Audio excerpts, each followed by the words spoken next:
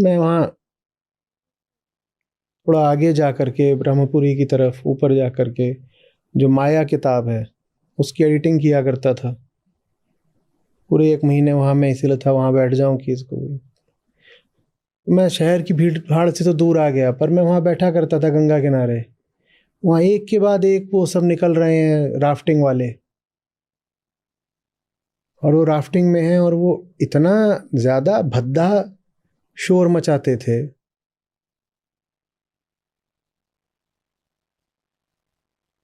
आप बैठे हो अचानक यहाँ सामने से एक के बाद एक राफ्ट निकल रहे हैं, और वो सब जितने भी सबसे अश्लील गाने हो सकते हैं, ये गंगा के साथ हो रहा है, ये ऋषिकेश के साथ हो रहा है।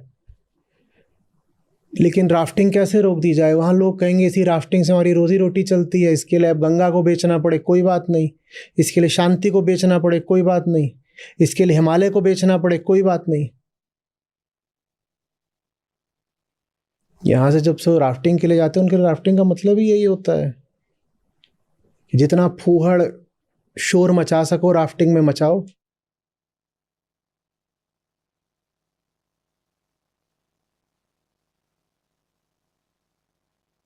आप कर लीजिए ना कल्पना, वहाँ गंगा के तट पर मैं बैठा हूँ माया किताब लेकर के, और माया वहाँ मेरे सामने तीरथ में भई पानी।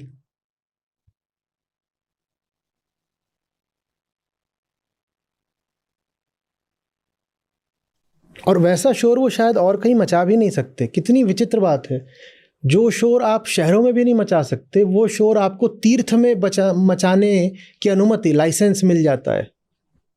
जितनी फूहड़ता से ये लोग गंगा में राफ्टिंग करते हुए चिल्लाते हैं, इतनी फूहड़ता से तो अपनी सोसाइटी में, अपार्टमेंट में, गली मोहल्ले, बाजार में भी नहीं चिल्ला सकते, पुलिस आ जाएगी।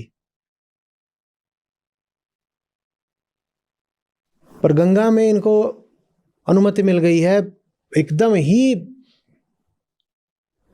जैसे कहते हैं कानों से खून निकल आए उस किस्म का शोर मचाने की।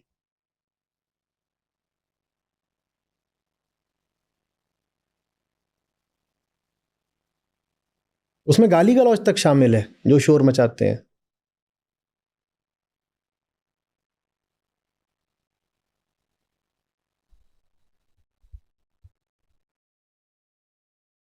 गाली गलौज अपने घर में कर लो, निजी बात है, अपने दोस्त यारों के साथ कर लो, सार्वजनिक जगह पर, वो भी धार्मिक महत्व की जगह पर क्यों कर रहे हो? ऐसों को गाली तुम्हारी क्यों सुननी पड़े जो तुम्हारी गालियों में किसी भी तरह शामिल नहीं है? आपको एक आदमी को गाली देनी है, उसको दे दीजिए, निजी रूप से दीजिए। आप गाली दे रहे हैं, उसने गाली सुनी। आप गंगा में बैठ करके गालियों का शोर मचा रहे हो, 100 ऐसे लोग भी सुने जिनका तुम्हारी गालियों से कोई लेना देना नहीं, क्यों?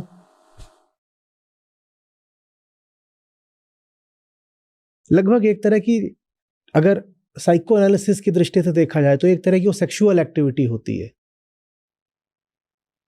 कहते हैं हम गंगा माँ,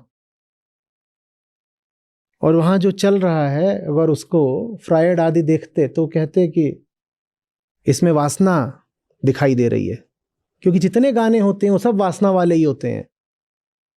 वो चला रहे हैं, बिल्कुल मुझे गाना याद है, उसकी रिकॉर्डिंग हुई थी, मैंने भेजी। नीले नीले अंबर पे चांद जब आए, हमको तरसाए, प्यार बरसाए। ये तुमको वहाँ पे क्यों याद आ रहा है? क्योंकि जो तुम कर रहे हो, तुम्हारे देखे वो कोई फिल्मी दृश्य है जिसमें कोई भीगे कपड़ों वाली युवती तुम्हारे साथ होती तो तुम्हें क्या आनंद आता? तुम वही सब दृश्य अपनी कल्पनाओं में निर्मित कर रहे हो। नहीं तो वहां पर तुम ये सब क्यों गाओगे? और ये तो फिर भी बहुत एक शिष्ट गाना मैंने बोला। जितने वो फूहड़ उस समय के टॉप पॉप रैप चल रहे होंगे, वो सब राफ्टिंग में ही चल रहा होता है।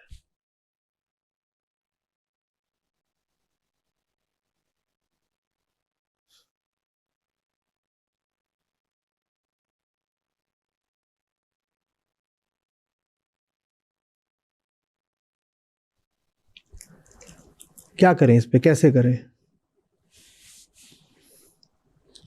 वहाँ की विधानसभा के जो तत्कालीन अध्यक्ष थे, मैंने उनको भी बोला था, मैंने कहा ये क्या है? उन्होंने तुरंत हथियार डाल दिए, बोले नहीं नहीं इससे तो यहाँ पर हाँ हम देखेंगे कुछ कहेंगे, पर ये तो हमारा रेवेन्यू अर्नर है।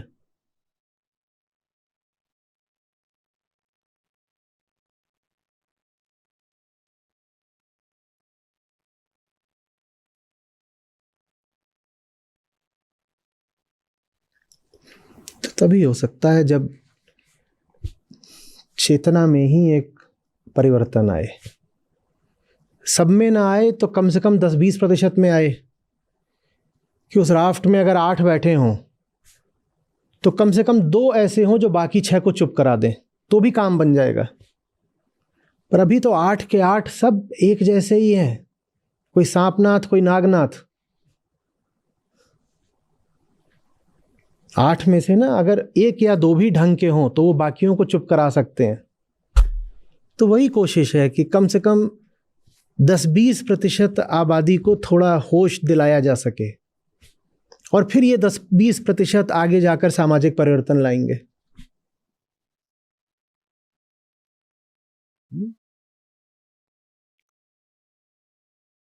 पहाड़ों की निर्मलता पर हमारी वासनाएं और ज्यादा विस्फोटक रूप से प्रकट हो जाती हैं।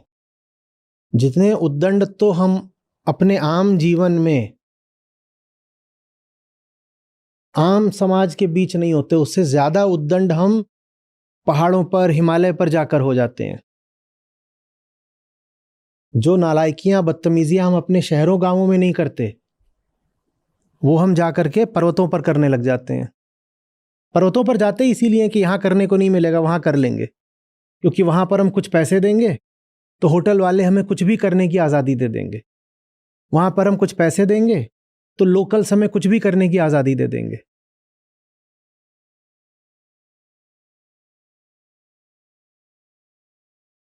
योग भूमि जिसे होना चाहिए, देव भूमि जिसे कहते हैं, वो भोग भूमि ही तो बना दिया हमने।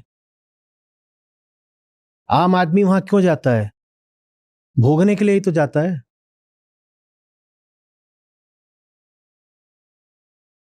आपके प्रांत में ही कई ऐसे शहर हैं छोटे छोटे, और कई स्थान हैं जो कि प्रसिद्ध ही इसलिए हैं कि यहां पर आ जाओ तो यहां पर बिल्कुल असली खरी शुद्धता वाला नशा मिलता है। वो भी एक बहुत गंभीर समस्या है।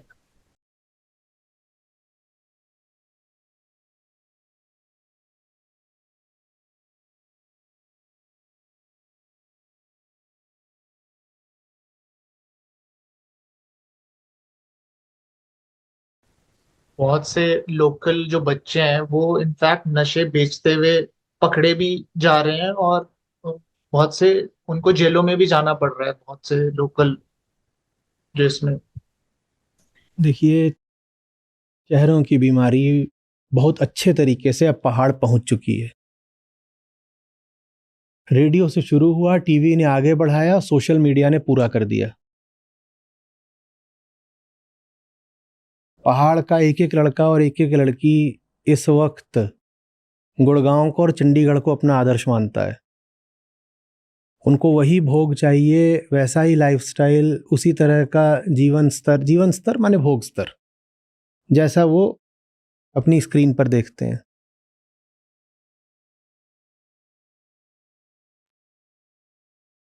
उसमें कोई समस्या नहीं है, 2-4 पेड़ चोरी से काट कर बेच दिए तो क्या हो गया?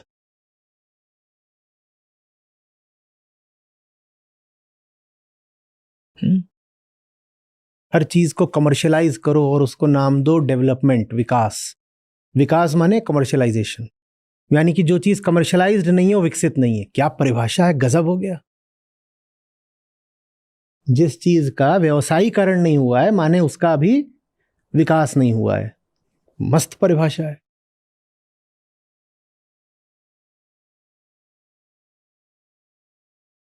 और आपको एक बात बताता हूं, अगर आप विकास की और रुपए पैसे की बात करना चाहते हैं ना, तो जिसको हम जीडीपी बोलते हैं ना, 50% वो इस पर निर्भर करता है कि प्रकृति अपने शुद्ध रूप में बचती है कि नहीं बचती है। क्योंकि हमारा 50% जीडीपी डायरेक्टली या इनडायरेक्टली नेचुरल रिसोर्सेज पर आश्रित है। हमारा माने भारत का ही नहीं, पूरे विश्व का। तो जीडीपी वादी जितने हैं, जाकर उनको भी बता दीजिए कि ये जो तुम प्रकृति के साथ कर रहे हो, इसके बाद तुम जीडीपी भी नहीं बचा पाओगे। तुम सोच रहे हो तुम प्रकृति बर्बाद करके जीडीपी बढ़ा ले जाओगे, बिल्कुल उल्टी बात है। अगर जीडीपी भी बचाना चाहते हो तो प्रकृति को पहले बचाओ। ये मैं नहीं समझ में आता। हम सोचते हैं it is this versus that, either और, 0-1, ऐसा नहीं है।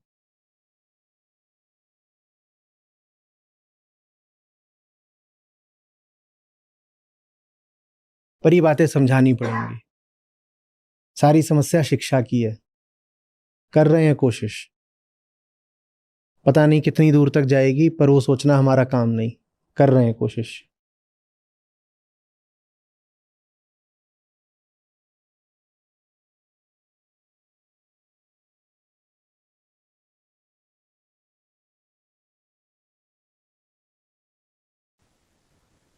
यहाँ का जो AQI है वो भी अब मतलब वो इतना अच्छा नहीं है। मतलब जैसे कि होता है ना, हम देखा मानते देखा हैं कि पहाड़ में।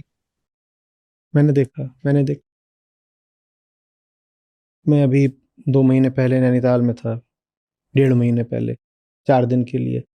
वहाँ का AQI ऐसा नहीं है कि दिल्ली के AQI से एकदम अलग था। अभी थोड़ा बेहतर है, शायद आगे उतना भी अंतर नहीं बचेगा। लेकिन वो हेल्दी हेल्दी कैटेगरी में अब मतलब। नहीं है, अब नहीं है, अब नहीं है। 50 से नीचे होना चाहिए। 50 से नीचे तो हिमालय पे भी नहीं मिलता। 50 से क्या, सच पूछो तो 10 से नीचे होना चाहिए। पर आप जाएंगे तो जितने भी पर्वतीय स्थल हैं, विशेषकर जो पर्यटन वाले, उनमें नहीं मिलता है। 100 से भी ऊपर मिल जाता है। ऋषिकेश में तो 100 से ऊपर रहता है, अक्सर रहता है। यहाँ पर भी 100 के आसपास ही रहता है। और जो ये होटल्स वगैरह हैं, ये अब जैसे सीवेज भी होता है उसको। हाँ बाबा, सीवेज कर देते हैं। मैं क्या क्या याद आप दिला रहे हो मुझे। झरने ब्लॉक कर रखे हैं। जिन झरनों से पानी नदी में पहुंचता था, वो झरने ब्लॉक कर दिए हैं। वहां पर ये जो राफ्टिंग वाली गाड़ियां होती हैं, बोलेरो, वो खड़ी हो रही हैं। पूरी की पूरी छोटी छोटी नदियां सुखा दी हैं। और वो जो रिवर बेड्स हैं, उन पर व्हीकल्स की पार्किंग बना दी है। यहाँ पे जो टूरिस्ट्स आएंगे, यहाँ गाड़ियां पार्क कर लेंगे।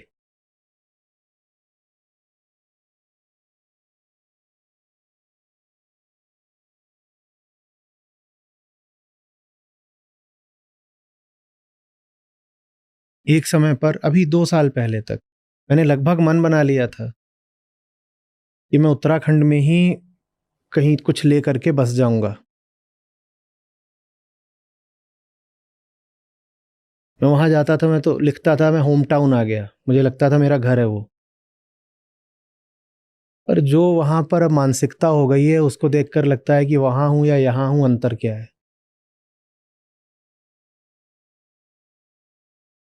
और ध्यान दीजिएगा कि जैसे आप प्रदूषण की बात कर रहे हो, प्रदूषण बाहर होता है ना, हवा में, वैसे ही जो भीतर का प्रदूषण होता है, ये भी पहाड़ों पर बहुत है। अंधविश्वास, धर्म के नाम पर हिंसा, बलि, बहुत ही व्यर्थ तरीके की मान्यताएं और परंपराएं, भूत प्रेत के हजार लफड़े, ये सब पहाड़ों पर ही ज्यादा चलते हैं। हमारे इधर कहते हैं कि जैसे देवता लगा देते हैं, किसी के पीछे लगा देते मैं हैं। कुछ बोल दूं, मैं समझाऊं कितना भी कि तुम जिन बातों में पड़े हो वो मूर्खता की हैं, तो उसमें लोगों के आते हैं कमेंट, अजी आपको कुछ पता नहीं है, कभी पहाड़ों पर आइए, हम दिखाएंगे आपको।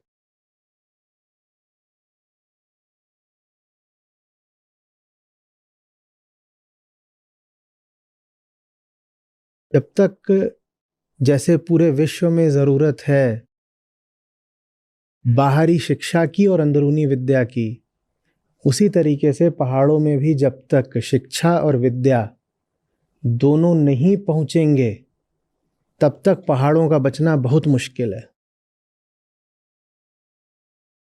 संसार, भौतिकी, फिजिक्स, इकोलॉजी, इन्वायरमेंट, ये कैसे काम करते हैं इसकी शिक्षा पहुंचनी चाहिए। और भीतर मद, मोह, मात्सर्य सब कैसे काम करते हैं, अंतःकरण क्या है, अहंकार क्या है, इसकी विद्या पहुंचनी चाहिए। जब ये दोनों पहुंचेंगे तभी पहाड़ बचेंगे। कर रहे हैं कोशिश।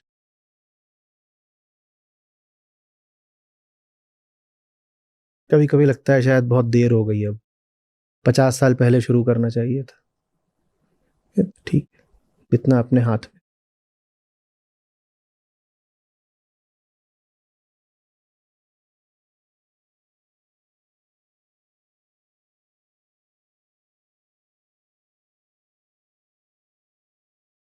चलिए।